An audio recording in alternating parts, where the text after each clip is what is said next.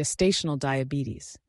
It's a term that rolls off the tongue with a certain clinical detachment, but for me, it's a reality that turned my world upside down. I remember the day I got the diagnosis.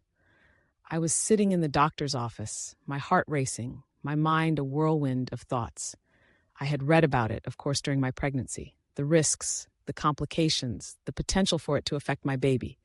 But reading about it is one thing. Hearing it applied to your own life is another. The doctor explained it to me in a calm, measured tone, as if he were discussing the weather.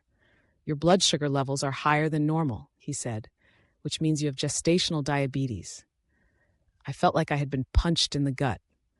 I had done everything right. I had followed the advice, eaten my greens, stayed active, and yet here I was, facing this unexpected hurdle.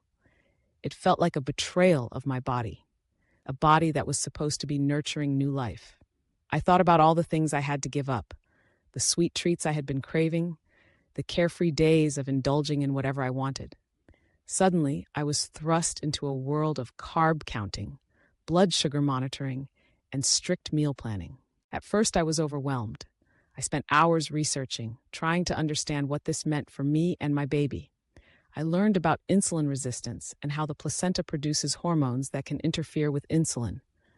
I read about the risks: larger babies, complications during delivery, the potential for my child to develop diabetes later in life. It was a lot to take in. I felt like I was walking a tightrope, balancing my health with the health of my unborn child. But as the days turned into weeks, I began to find my footing.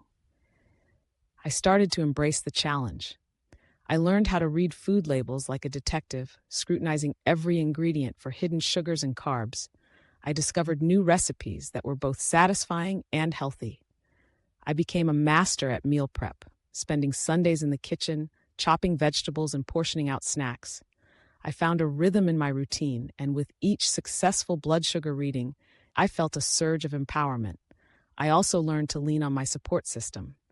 My partner stepped up in ways I never expected. He became my sous chef, helping me whip up healthy meals and even joining me for walks in the evenings. Friends reached out, sharing their own experiences with gestational diabetes, offering tips and encouragement.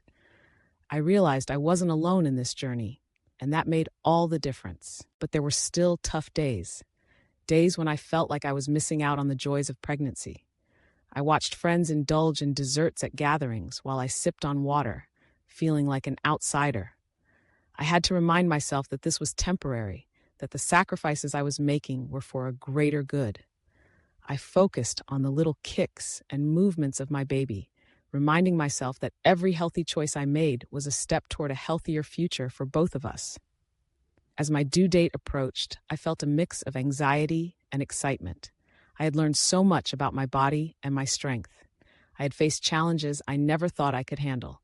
I knew that gestational diabetes would not define my experience as a mother, but it had certainly shaped it. It taught me resilience, the importance of self-care, and the power of community. Now, as I stand on the brink of motherhood, I carry with me the lessons learned during this journey. I understand that life is full of unexpected twists, but it's how we respond to those twists that truly matters. I'm ready to embrace the challenges ahead, armed with knowledge, support, and an unwavering love for the little life growing inside me.